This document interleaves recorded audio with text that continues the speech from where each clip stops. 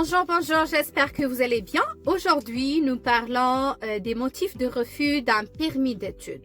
Le premier motif qui est très répandu, c'est la non-suffisance de la situation financière.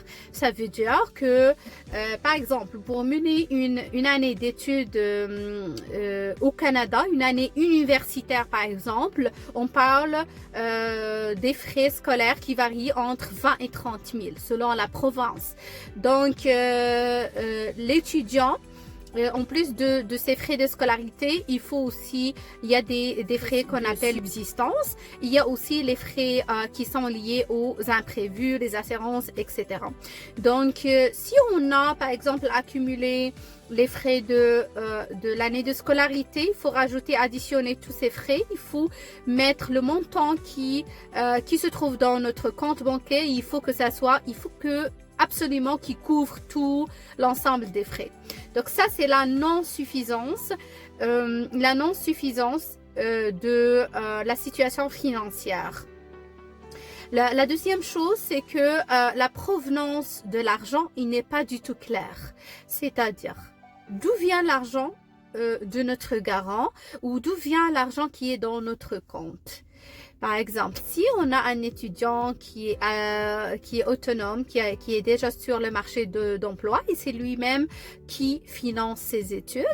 Donc, parmi les choses qu'on demande déjà, c'est les relevés bancaires. Là, au niveau du relevé bancaire, on va voir qu'il y a un mois, monsieur, il avait $0 dans son compte, mais le mois suivant, il a, par exemple, 100 000 $ canadiens. Donc, d'où vient les 100 000 $? Il faut justifier, il faut que le tout soit homogène et logique aussi.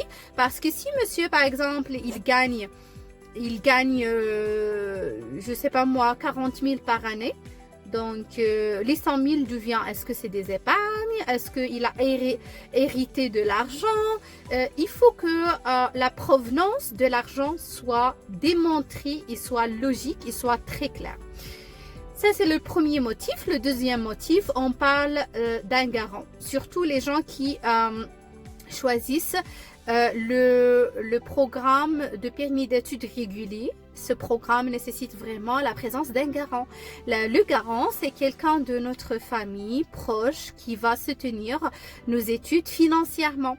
Donc, le garant, il faut absolument qu'on démontre le lien. Est-ce que c'est un oncle? Est-ce que c'est une tante? Est-ce que c'est un frère? Est-ce que c'est notre sœur, etc.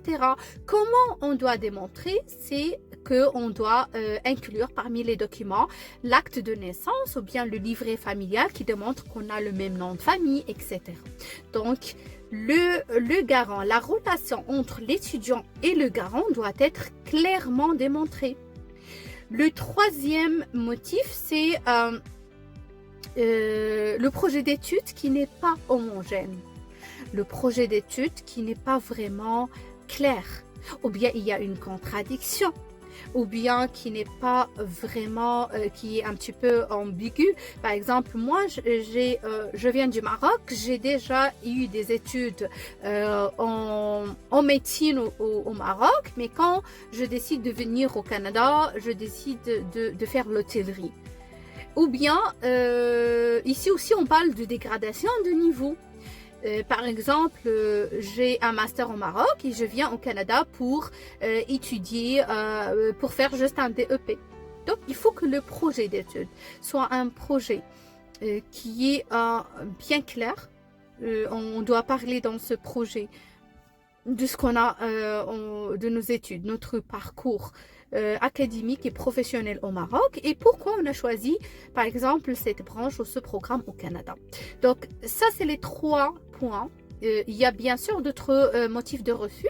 Peut-être dans les autres vidéos, je vais aborder chaque point et chaque motif et comment le démontrer, comment le prouver par par des documents, ok.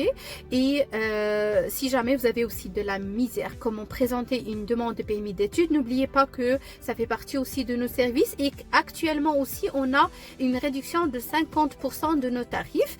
Donc je souhaite à tous les demandeurs de permis d'études ou nos prochains étudiants au Canada bon courage.